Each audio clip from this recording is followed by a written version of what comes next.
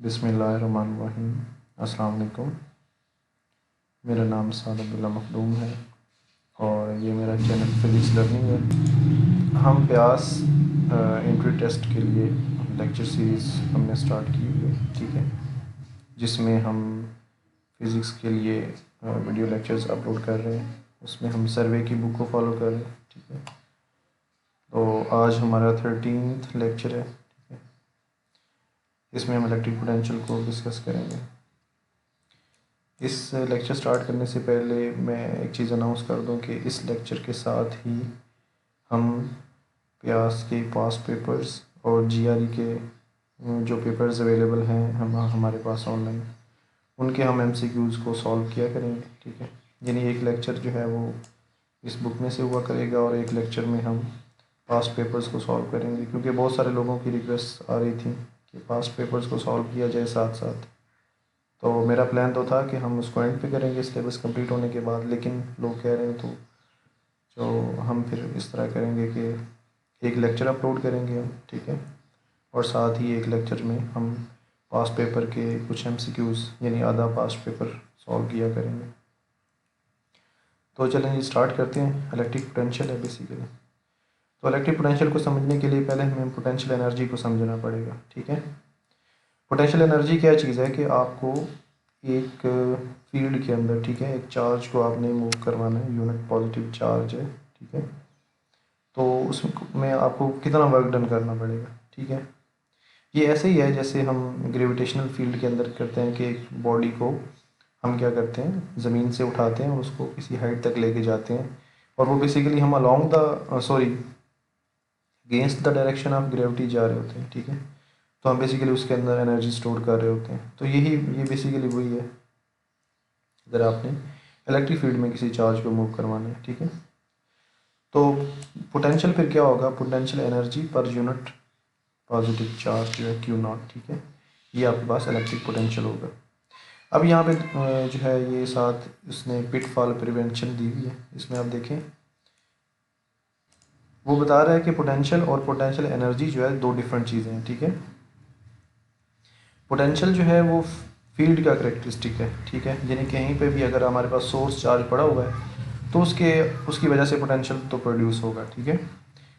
और ये independent of charge test particle है, ठीक है। अगर आप चार्ज टेस्ट पार्टिकल रखें या ना रखें तो पोटेंशियल तो वहाँ पे होगा, लेकिन पोटेंशियल एनर्जी तब आएगी जब पोटेंशियल एनर्जी बेसिकली तब आएगी जब एक सिस्टम बनेगा, एक इंटरेक्शन प्रोड्यूस होगा सोर्स चार्ज का और टेस्ट चार्ज का, ठीक है।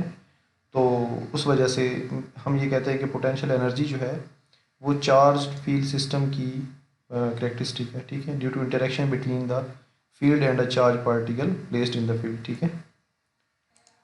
उसके बाद हमारे पास ये डेफिनेशंस हैं, ठीक है, ये हमने एफएससी में भी इनको देखा हुआ है, ठीक है, ये चीज़ें यहाँ पे वो बता रहा है we can interpret the electric field as a measure of the rate of change with position of the electric potential, ठीक है। यहाँ पे वो आपको बेसिकली बता रहा है कि चार्ज जो है वो अगर इलेक्ट्रिक फील्ड के अलॉन्ग मूव करेगा तो क्या होगा, ठीक है, अगर उसके अपोजिट मूव करेगा तो क्या। आपको पता है कि हम किसी भी सिस्टम के अंदर, अब जैसे ग्रेविटी का सिस्टम है, ग्रेविटेशनल फील्ड है, उसमें जब हम उसको उसके अगेंस्ट मूव करवाते हैं किसी भी बॉडी को, ठीक है, तो उसके अंदर काइनेटिक एनर्जी जो है वो स्टोर होती है, ठीक है।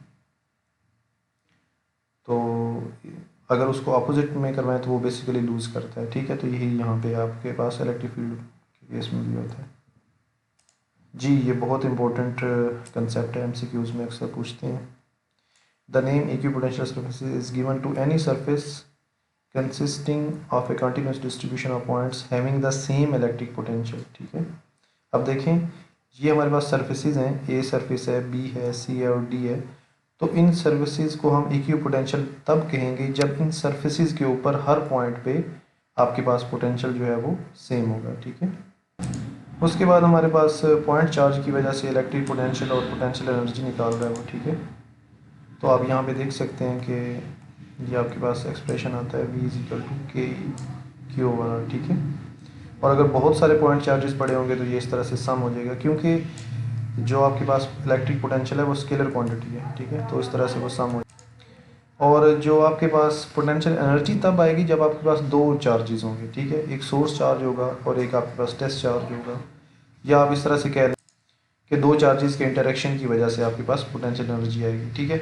और जब सिस्टम ऑफ चार्जेस आएंगे तो इस तरह से आपके पास पोटेंशियल एनर्जी जो है वो ऐड होती जाएगी। यहाँ पे आप देख सकते हैं कि तीन चार्जेस पड़े हुए हैं, तो किस तरह से उनकी एनर्जीज जो है वो ऐड हो रही है। ये एक्सप्रेशन बहुत इंपॉर्टेंट है, इसमें अक्सर वो इस तरह जो है ना वो क्वेश्चन बना लेते हैं एमसीक्यूज़ में।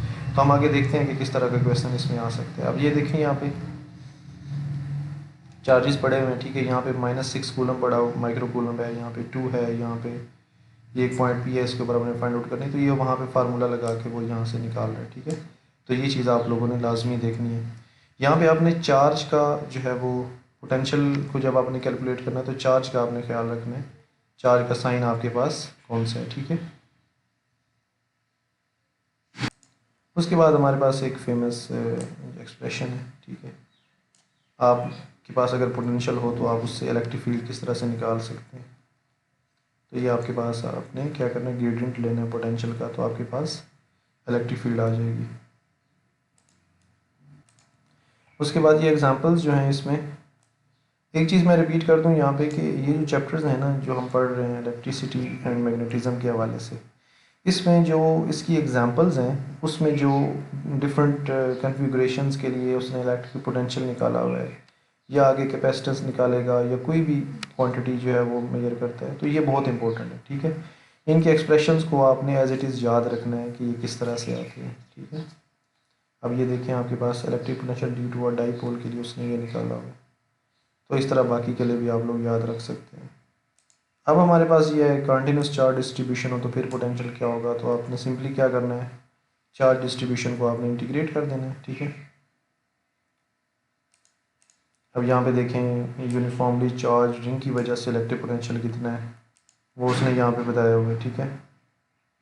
उसके बाद चार्ज डिस्ट अगर यूनिफॉर्मली चार्ज है तो उसकी वजह से पोटेंशियल कितना होगा, तो ये एक्सप्रेशन यहाँ पे उसने निकाला हुआ है। इनको डिराइव करने की ज़रूरत नहीं है, जस्ट आपने याद रखना है कि किस डिस्ट्रीब्यूशन के लिए या किस कन्फिग्रेशन के लिए आपके पास कौन सा फार्मूला यूज़ हो। उसके बाद यहाँ पे electric potential due to a finite line of charge, ठीक है, इसका उसने यहाँ पे निकाला हुआ है। अब हमारे पास आती है कि कंडक्टर के केस में इलेक्ट्रिक पोटेंशियल क्या होगा। The surface of any charge conductor in an electrostatic equilibrium is an equipotential surface, ठीक है। यानी उस सरफेस के ऊपर हर जगह पे पोटेंशियल एक जितना होगा। Because electric field is zero inside the conductor, the electric potential is constant everywhere inside the conductor and is equal to its value at surface. ये बहुत इंपॉर्टेंट है, अक्सर हम इसमें कंफ्यूज हो जाते हैं। कंडक्टर के अंदर हर जगह पे पोटेंशियल कांस्टेंट होगा और वो बराबर होगा उसकी वैल्यू पे जो उसकी सरफेस के ऊपर वैल्यू। यहाँ पे आप देखें, बड़ा उसने प्यारा सा यहाँ पे एक ग्राफ बनाया हुआ है।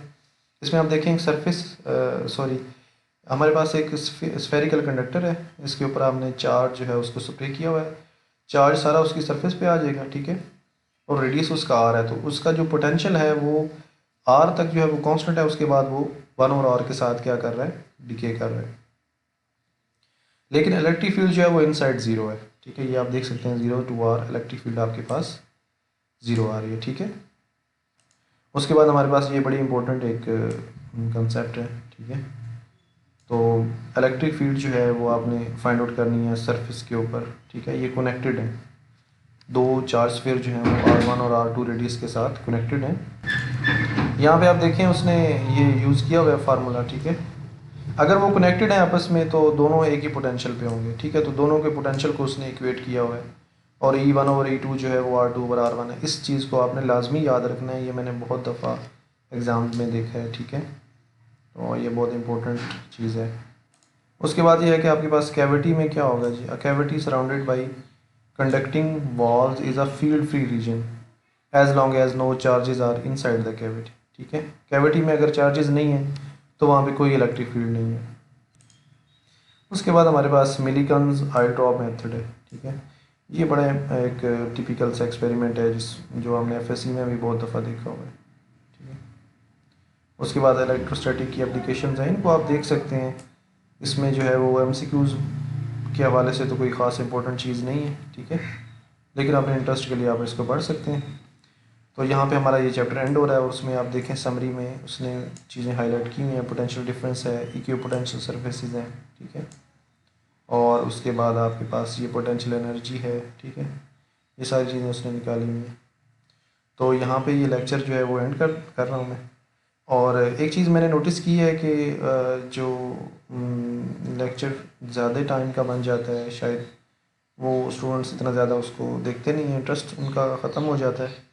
तो मैंने सोचा है कि अब नेक्स्ट लेक्चर जो हैं वो 10 मिनट्स या 12 मिनट्स से ज़्यादा नहीं हुआ करेगा, ठीक है।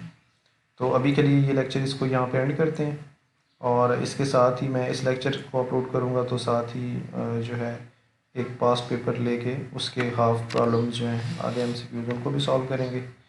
और दूसरा, लोग डिफरेंट मटेरियल्स का पूछते रहते हैं कि सर्वे की बुक कहाँ से मिलेगी या फिर बाकी चीज़ें, तो मैं उसके लिए गूगल ड्राइव लिंक बना रहा हूँ, ठीक है, उसको मैं ऐड कर दूँगा अपने इसकी डिस्क्रिप्शन में ऐड कर दूँगा, ठीक है।